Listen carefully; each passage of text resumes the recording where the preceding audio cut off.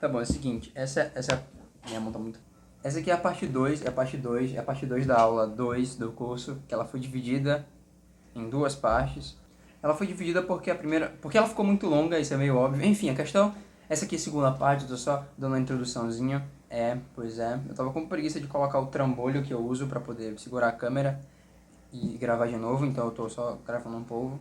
A questão é que nessa aula você vai aprender sobre programação em texto, que é muito melhor que programação em blocos, vai aprender sobre condicionais e sobre laços. Eu não prometo que eu não prometo que você vai aprender, eu prometo que eu vou tentar te ensinar. Mas é isso aí, então é isso, fica com a aula e até mais. Ok, os blocos são bonitinhos e tal, e quando você joga eles no lixo, eles fazem um barulho muito interessante, porém, não se vive de programação em blocos a vida toda. Como assim a vida toda? Você também não tava... Estão mudando o meu roteiro, velho. O que tá acontecendo aqui? Enfim, na minha opinião pessoal, programação em blocos é horrível. Então, como a gente vai fazer isso? Escrever uma coisa na tela, utilizando programação decente.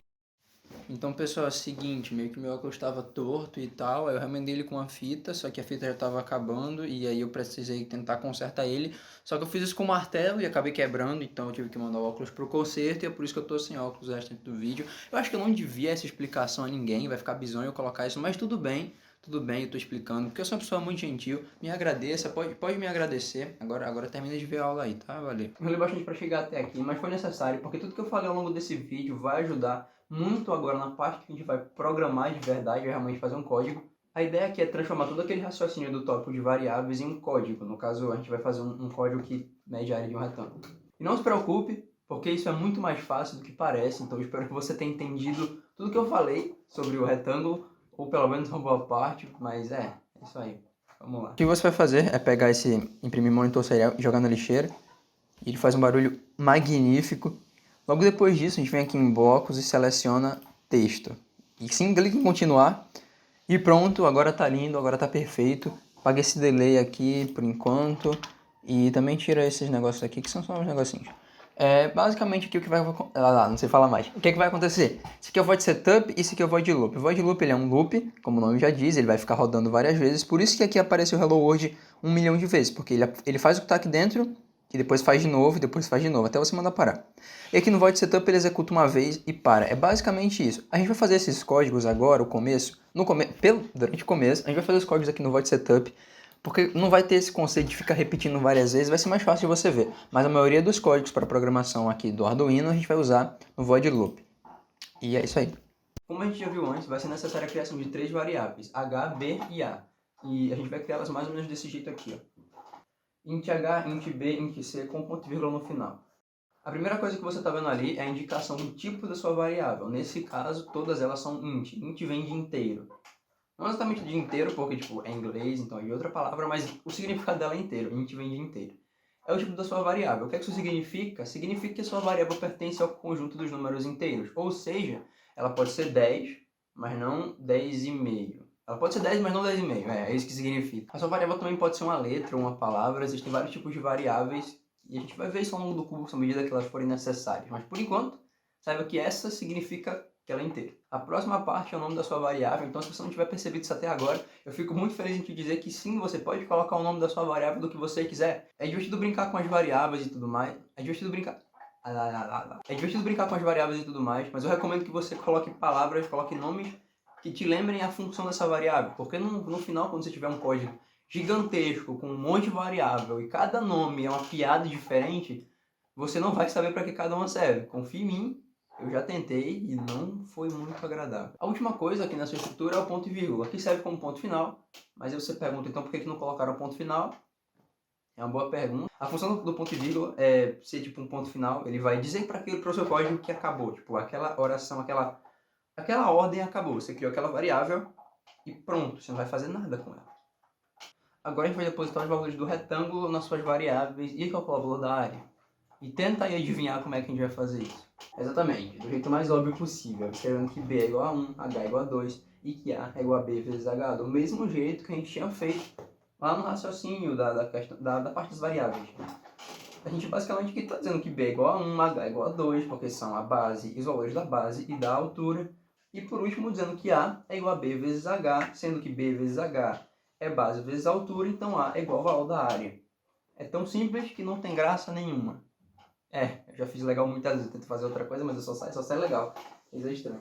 Por último, a gente vai mostrar o valor de A na tela. Para mostrar o valor de A na tela, a gente precisa fazer uma coisa primeiro. Lembra do monitor serial que a gente utilizou para poder escrever os vários Hello World na tela, que ficou várias vezes que a gente colocou no loop? Então, aqui a gente vai precisar inicializar esse monitor. A gente vai colocar aqui serial begin 9600. Isso aqui meio que é... se o monitor serial é um monitor, você precisa apertar no botão para o monitor ligar. E é essa a função do serial begin. Ele vai inicializar o monitor serial, ele vai ligar o monitor serial. Sabendo disso, a gente pode ir para o comando que vai mostrar o valor de A na tela. E é o mesmo comando que estava naquele bloco azul que a gente usou, que é o println. E como é que a gente vai fazer isso aqui? A gente vai escrever serial.println. E aqui dentro dos parênteses, em vez de colocar hello world, a gente vai colocar a sua variável. Eu acredito que serial é com S maiúsculo. Mas tudo bem, todo mundo erra. Vamos ver se está certo. Eu esqueci do ponto e vírgula, vai dar erro, tudo bem.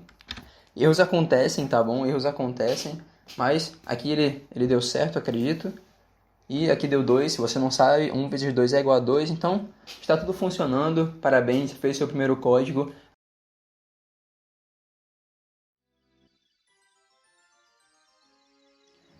Zelda, na minha opinião, é a melhor franquia da Nintendo. E um dos motivos para isso são as trilhas sonoras, que são muito, muito, muito lindas, com destaque para as de Ocarina of Time e Link's Awakening.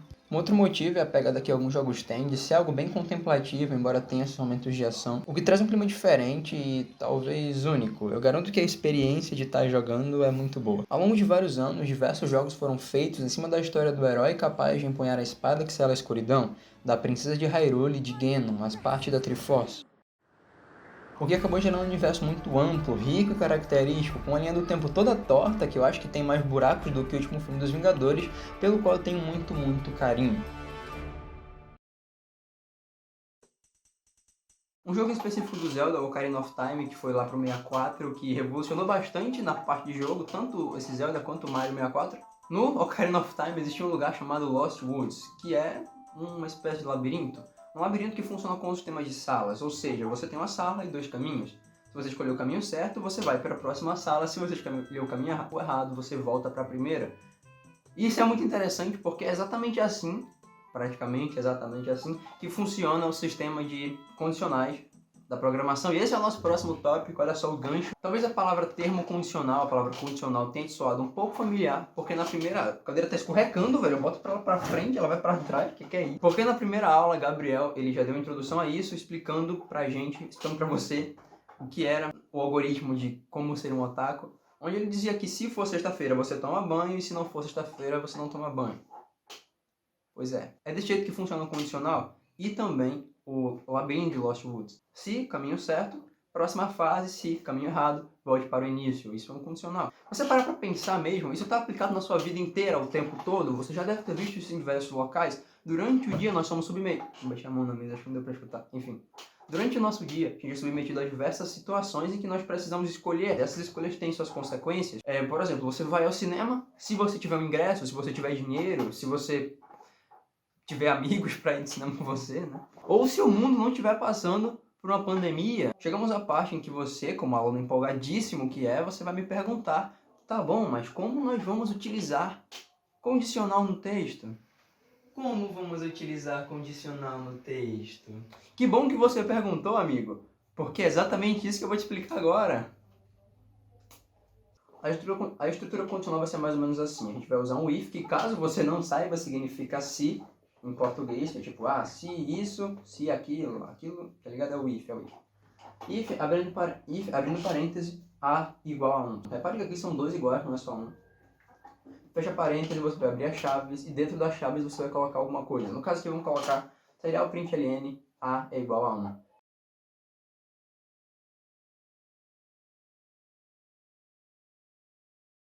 E, fora das chaves, a gente vai escrever serial println, fim do código.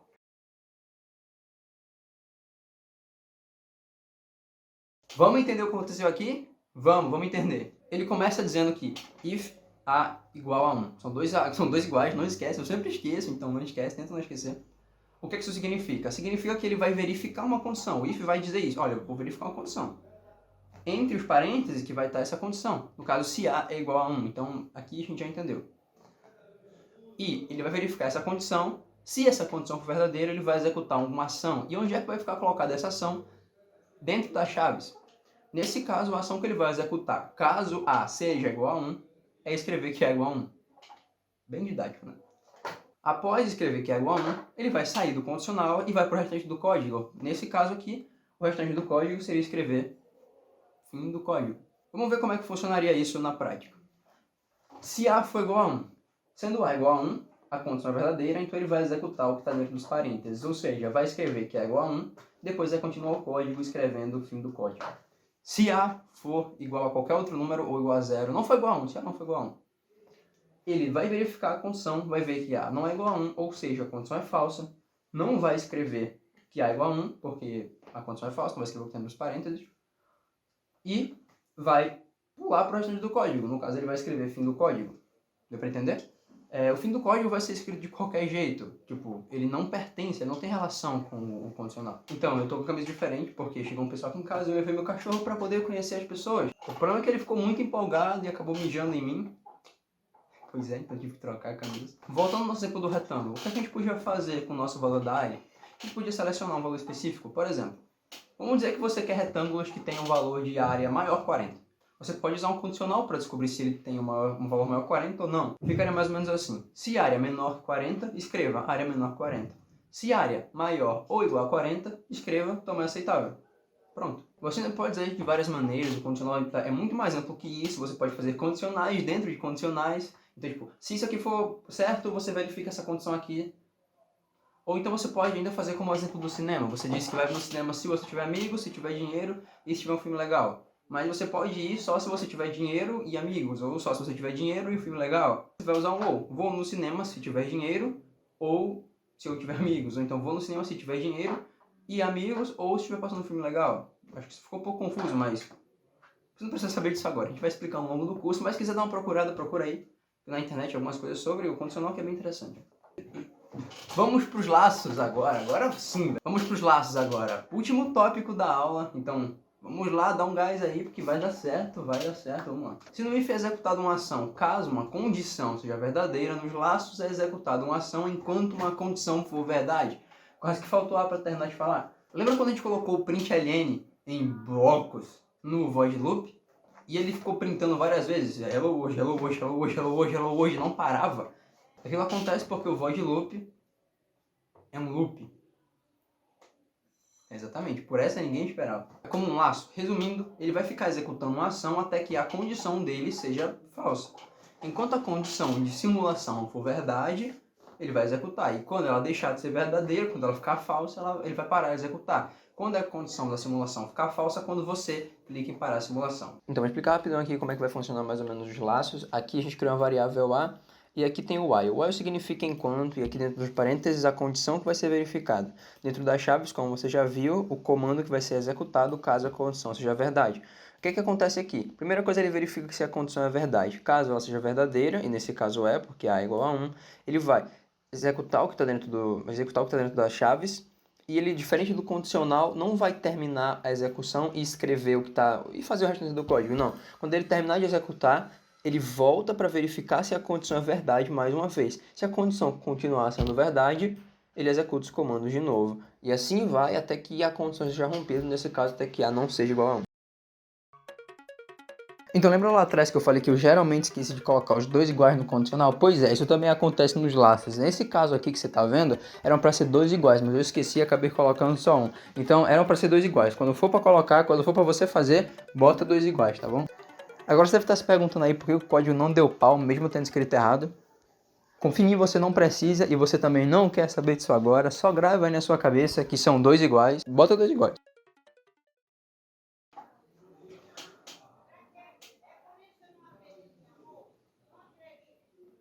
Ela tá dizendo que não acredita em amor. Eu vou fechar a janela para ver se ela para de falar. Não adiantou de nada, ela ainda tá falando. Muito alto. O que está acontecendo aqui? A primeira coisa que ele vai fazer é verificar se a condição é verdadeira, do mesmo jeito que acontece no if, só que aqui não é um if, é um laço. Onde é que está a diferença, você vai descobrir. Verificando que a condição é verdadeira, nesse caso ela é verdadeira, realmente é igual a 1. ele vai escrever o que está dentro, ele vai escrever, vai cumprir o código que está dentro, ele vai dizer que A ainda é igual a 1. Depois disso, ele vai voltar para verificar se a condição é verdadeira novamente, porque ele não vai verificar só uma vez, ele vai verificar várias vezes para poder ver se essa condição foi rompida ou não. Então ele verifica, executa, verifica, executa. Caso essa condição em algum momento do código se torne falsa, o que não vai acontecer aqui, mas caso ela se torne falsa, ele vai interromper o laço e vai seguir adiante, escrevendo, nesse caso, o acabou, que é a println que está ali. Quero que você entenda, quero que você repare, meu amigo, que infelizmente nesse caso nós temos um laço infinito. Ou seja, nada vai fazer com que A deixe de ser igual a 1, ou seja, o laço vai continuar para sempre e o println acabou nunca vai aparecer na tela. Então, como nós mudaremos esse cenário trágico? Para isso é necessário modificar a condição. No caso, enquanto A for igual a 1, vai ficar enquanto A for menor ou igual a 3. Por que menor ou igual a 3? Porque o A precisa ser 1, depois ele precisa ser 2, depois ele precisa ser 3. Se A fosse igual a 0, seria A menor do que 3. Ou seja, A só precisaria ir até 2. A seria igual a 0, depois ele seria igual a 1 e depois seria igual a 2. Ele seria executado 3 vezes. Entende esse conceito que o 0 também conta como um número. Então, lembra disso. Não para essa aula, mas vai ser necessário ao longo da sua vida. Não esqueça, 0 também é um número, né? Depois de modificar a condição, a gente vai colocar os comandos de novo. Mas vamos mudar aqui o comando, porque A não vai ser mais igual a 1 o tempo todo, ele vai mudar. Então vamos colocar aqui A ainda é menor que 3, no texto do println, tá bom? E depois disso, a gente vai colocar o A++. O que é que seria o A++? É A, só que você vai incrementar 1 todas as vezes que o A++ for aplicado. Ou seja, se A for 10, A++ vai ser... A agora vai ser igual a 11. Se A for 1, A++, A vai ser igual a 2. Você vai entender isso melhor quando a gente for para o código. Que é o que a gente vai fazer agora. Vamos aqui voltar para o código. Então, a gente vai ter aqui o valor de A sendo igual a 1. E enquanto A for menor ou igual a 3, escreva A ainda é menor ou igual a 3. Esse vai ser o texto que a gente vai deixar aqui. Depois, A++, no caso ele vai aumentar 1 ao valor de A. E fora do código vai deixar o acabou. Vamos ver como é que isso vai funcionar? Vai funcionar desse jeito. Enquanto A for menor do que 3, ele vai verificar essa condição. Sim, A ainda é menor ou igual a 3. Ele vai escrever no código A ainda é menor ou igual a 3. Depois ele vai fazer o A++, ou seja, A que é 1 vai passar a ser 2, porque somou 1 ao valor de A. Beleza, e ele vai fazer o que agora? Verificar a condição novamente. A ainda é menor ou igual a 3? 2 é menor ou igual a 3? Sim. Então ele vai executar novamente a condição, ele vai executar novamente os comandos, vai escrever que A ainda é menor ou igual a 3. Vai somar de novo, A vai passar a ser igual a 3, ele vai verificar a condição novamente. A é igual a 3, 3 é menor ou igual a 3? Sim. Ele vai executar novamente e vai aumentar de novo o valor de A. Então A agora é 4, ele vai voltar para a condição, vai verificar A ainda é menor ou igual a 3? Não, porque A é igual a 4 e 4 é maior do que 3. Então ele vai finalizar o laço, ele vai romper o laço e vai executar os comandos que vão estar embaixo. Nesse caso ele vai escrever que acabou. Recapitulando o que a gente fez aqui, para se isso ficou um pouco confuso, que provavelmente deve ter ficado, você dá uma entendida. Um laço ele vai executar uma ação enquanto a condição for verdadeira. E você tem uma variável específica. Essa variável tem que ser menor que alguma letra, por exemplo. Que algum número menor que uma letra é outra. E você pode mudar o valor dessa variável nos comandos, dentro dos comandos que ela vai executar, caso ela seja verdadeira. Isso vai fazer com que a condição não seja mais verdade, ou ela seja durante um certo tempo. Isso vai permitir que a gente faça diversas coisas, diversos códigos interessantes. Você pode, por exemplo, colocar para escrever o valor de A e colocar que A tem que ser menor ou igual a 10. E aí o A++ vai somando o A todas as vezes até chegar igual a 10. Então você vai basicamente contar de 1 até 10. Isso pode ser aplicado de várias outras formas. Se quiser, você pode dar uma olhada aí pela internet, que vão ter alguns outros códigos interessantes que você pode dar uma aprendida, mas no que se refere a laço, que a gente for precisar usar ao longo do curso, a gente vai te explicar na hora que for necessária. Mas por enquanto é isso. A verdade é que esse vídeo foi um compiladão de programação, um conteúdo que você veria em diversos meses durante um curso. A gente teve que te dar aqui em alguns minutos, mas o intuito do curso, como a gente já falou aqui, não é te transformar no deus dos códigos, é só te dar uma base para que você possa seguir adiante ou ter vontade de procurar por conta própria. Muito obrigado por ter assistido o vídeo até aqui e até o próximo, até outra aula aí. É isso aí, até mais. Esqueci de falar, me mandaram falar isso, eu voltei aqui rapidão. A gente tem encontro... Ou então, em vez de procurar no Google, você pode só aparecer nos encontros síncronos, caso tenha alguma dúvida, porque a gente tem encontros síncronos também. Não sei se vai ter amanhã, não sei se vai ter depois, mas vai ter, alguma hora vai ter, então é isso aí. É isso aí, agora eu vou embora de verdade. Até mais.